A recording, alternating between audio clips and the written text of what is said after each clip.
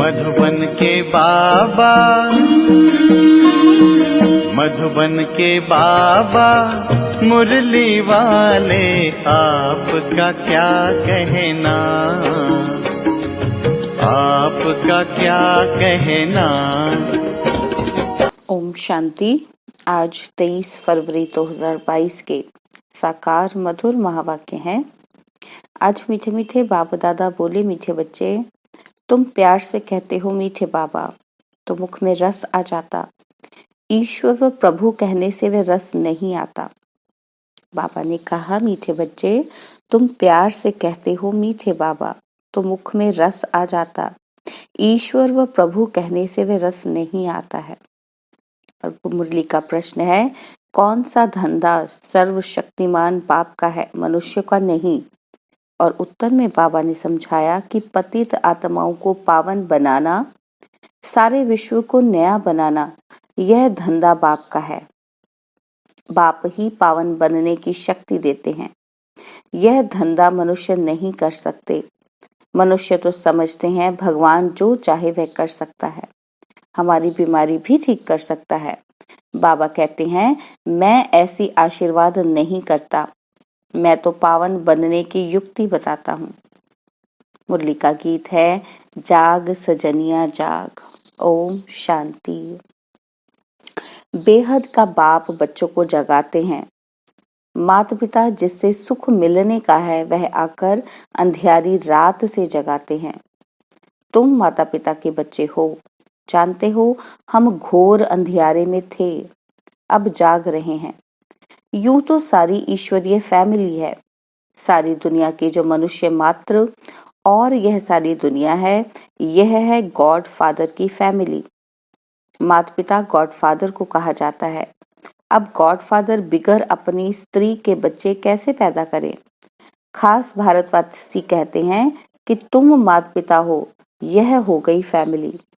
वह तो सिर्फ गाते हैं और तुम यहाँ प्रैक्टिकल में हो, और गॉड फादर अपनी फैमिली को जगा रहे हैं।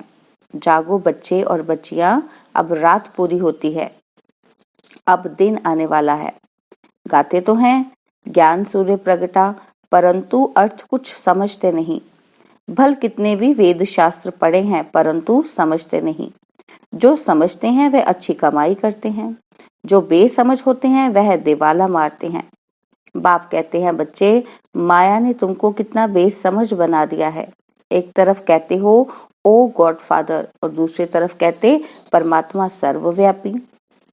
एक तरफ कहते हो सभी मनुष्य मात्र भाई भाई हैं, अथवा हम एक बाप के बच्चे हैं, और फिर कह देते जिधर देखता हूं तू ही तू, अर्थात वी आर ऑल फादर्स। अब बाप कहते हैं, बच्चे तुम जानते हो हम आते ही हैं परम धाम से।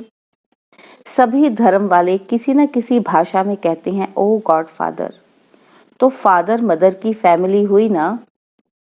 बाप कहते हैं, जिसको तुम याद करते हो उसका ऑक्यूपेशन तो जानना चाहिए ना। उसने इतनी बड़ी सृष्टि रची, बाप में सारा ज्ञान है, उनको ही ज्ञान का सागर नॉलेजफुल कहा जाता है। कहते भी हैं वह सत्य है, सच बोलने वाला है और सदैव अमर है, अमर कथा सुनाते हैं। अभी तुम जानते हो अमरनाथ शिव बाबा हमको अमर कथा सुनाकर अमर लोक का मालिक बना रहे हैं। जो भी पढ़ने वाले बच्चे और बच्चियां होंगे, किसके बच्चे? माता पिता के। तुम सब पार्वतियां हो, तुमको अमर कथा सुना रहे हैं। आज से 5000 वर्ष पहले पैराडाइज था। सृष्टि का ये नाटक फिरता रहता है। सत्युग त्रेता नए घर से पुराना होता है। स्वस्तिका के भी 4 भाग बनाए हैं। अब तुम्हारी चढ़ती कला है। गाते हैं, चढ़ती कला तेरे बाने सर्वत्र का भला। सभी मनुष्य मात्र तमो प्रधान दुख से छूट सतो प्रधान बन जाते हैं। सृष्टि ही सतो प्रधान बन जाती है। परमपिता परमात्मा व सिर्फ ईश्वर कहने से बाबा का रस नहीं मिलता। बाबा कहने से वर्षे की खुशबू तब आती जब अपने को बच्चा समझते। हम बाबा के बच्चे हैं। यूं तो सभी आत्माएं बच्चे हैं, परंतु अभी बाप ने यह रचना रची है। कहते हैं पतित पावन सीताराम। सत्युग में लक्ष्मी नारायण नहीं कहेंगे कि पतित पावन आओ, क्योंकि वह पावन है। साधु संत सब गाते रहते हैं। गांधी जी भी गाते थे, नई दुनिया नए भारत में नया राम राज्य हो। हाथ में गीता उठाते थे, क्योंकि जानते हैं गीता से ही महाविनाश हुआ और नई दुनिया स्थापन हुई। गीता है सर्वशास्त्रमयी शिरोमणि गीता माता। अच्छा, माता का पति कौन? भगवान। वही पतितों को पावन बनाने वाला है। भगवानुवाच है, कृष्ण को पतित पावन नहीं कहेंगे। मनुष्य तो कभी पतित से पावन बना ना सके। अब तुम मीठे मीठे बच्चे कहते हो आत्मा परमात्मा अलग रहे बहुकाल। कहते हैं महान आत्मा पुण्य आत्मा। ऐसे तो नहीं कहते कि महान परमात्मा। फिर अपने को शिवोहम परमात्मा आदि क्यों कहते हैं? पुण्य आत्मा पाप आत्मा कहते हैं, फिर निर्लेप क्यों कहते हैं? बाबा कहते तुम ब्राह्मणों ने 84 जन्म लिए हैं, भारत पर ही सारा खेल है। यह शिव बाबा ही समझाते हैं, ब्रह्मा नहीं। ब्रह्मा को तो बैल नंदी बना दिया है, फिर भृकुटी में शिव दिखाया है। शिव की सवारी भृकुटी में रहती है। कोई पितृ आदि खिलाते हैं, आत्मा को बुलाते हैं, वह भी आकर बाजू में बैठती है। आत्मा एक स्टार है। कहते हैं भृकुटी के बीच चमकता है अजब सितारा। अब तुम जानते हो यह बेहद का बड़ा खेल है। सेकंड सेकंड जो पास होता है वह मनुष्य ड्रामा के आधार पर एक्ट करता है। मनुष्य 84 जन्म कैसे लेते? सभी 84 जन्म नहीं लेते, कोई तो अभी भी ऊपर से आते रहते हैं। अब बाबा कहते हैं जाग सजनिया। कन्या जब शादी करती है तो उसके सिर पर मटकी रख उसमें दीवा जगाते हैं। बाप कहते हैं तुम्हारी आत्मा की ज्योति का घृत अब खत्म हो गया है। अब मुझे याद करो तो घृत भरते भरते दीवा जग जाएगा, फिर तुम मेरे पास आ जाएंगे। वह निराकार बाप ही क्रिएटर, डायरेक्टर और मुख्य एक्टर है। याद किसको करते हैं? क्या ब्रह्मा को, विष्णु को? नहीं, दुख में सब याद करते हैं गॉड फादर को। यह दुख सुख हार जीत का खेल है। माया हार खिलाती है और बाप जीत पहनाते हैं। कहते हैं सर्वशक्तिमान मैं हूं ना, ऐसे नहीं कि मैं बीमार हूं। भगवान आशीर्वाद करे तो मैं ठीक हो जाऊं। मैं कोई यह धंधा करने नहीं आया हूं। मैं आया हूं पतितों को पावन बनाने, श्रीमत देने। श्रेष्ठ ते श्रेष्ठ है शिव बाबा, और फिर नंबरवार है। माला भी है ना। बाबा कहते अब तुम जान गए हो कि हम ईश्वरीय फैमिली हैं। जैसे शिव बाबा की महिमा अपरंपार है, वैसे रचना की महिमा भी अपरम अपार है। वैसे भारत की महिमा भी अपरम अपार है। भारत में हीरे जवाहरों के महल थे। गॉड क्रिएटर है तो मदर भी चाहिए। जब तुम यहाँ बैठे हो तो पहले बाप की याद आनी चाहिए, फिर ब्रह्मा विष्णु शंकर सूक्ष्म वतनवासी की। ब्रह्मा द्वारा स्थापना हो रही है। इस समय तुम ईश्वरीय फैमिली के हो, फिर दैवी फैमिली बनेंगे, सो भी संगम युग पर। सूर्यवंशी चंद्रवंशी विराट रूप का चित्र भी है। सिर्फ चोटी नहीं दिखाया है। देवता क्षत्रिय, परंतु देवताओं के पहले क्या था? अब बेहद का बाप कहते हैं मन मना भव, मेरे साथ बुद्धि का योग लगाओ और बेहद का वर्षा ले लो। जन्म जन्मांतर लिया है। सतयुग त्रेता तक 21 जन्म बेहद का वर्षा लिया था। अब तो कुछ नहीं है, फिर बाप से लेना है।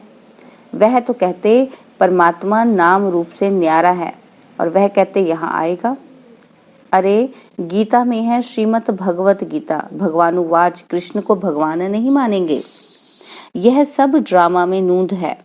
भगवान है निराकार ज्ञान का सागर। फिर पीछे जो राज्य करते हैं उनकी महिमा अलग है। सर्वगुण संपन्न 16 कला संपूर्ण। इस समय है सब हिंसक काम कटारी चलाने वाले। लक्ष्मी नारायण के लिए ऐसे नहीं कहेंगे, वह तो संपूर्ण श्रेष्ठाचारी थे।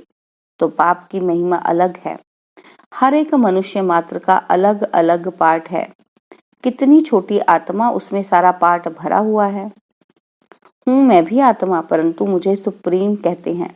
भक्ति मार्ग में बड़ा बड़ा लिंग बनाते हैं, वह भी रॉन्ग है। आत्मा तो सबकी एक जैसी स्टार है। ज्ञान सूर्य, ज्ञान चंद्रमा, ज्ञान सितारे भी हैं। ड्रामा में इतने पार्टधारी हैं, हर एक का अपना अपना पार्ट है। यह ड्रामा बना हुआ है। बाबा कहते हैं, कैसे ये ड्रामा बना हुआ है?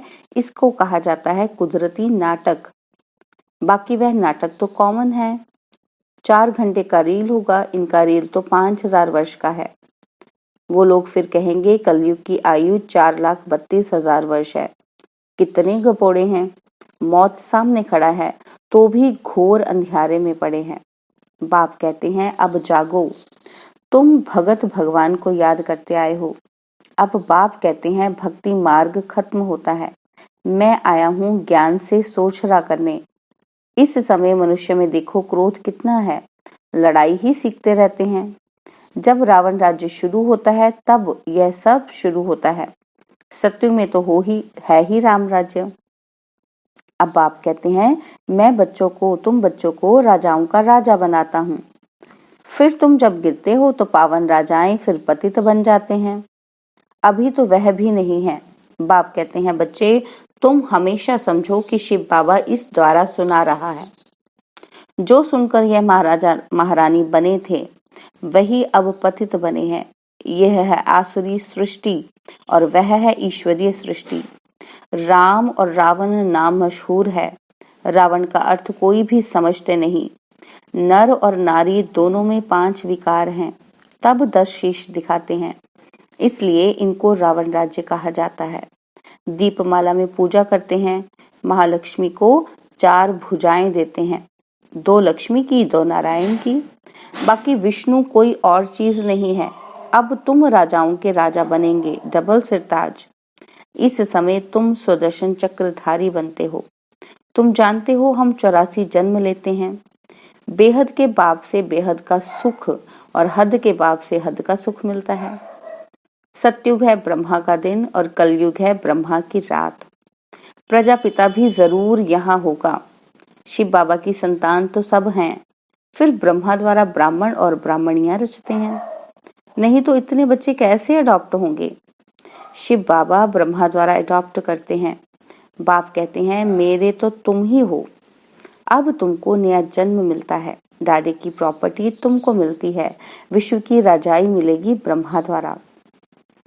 ब्रह्मा को सूक्ष्म वतन में दिखाया है, परंतु वहां कैसे मिलेंगे? बाबा को जरूर रथ चाहिए मुरली चलाने के लिए। गीता है भारत का नंबर 1 शास्त्र, बाकी सब शास्त्र हैं बच्चे। पहले हैं देवताओं की बिरादरी, फिर क्षत्रियों की।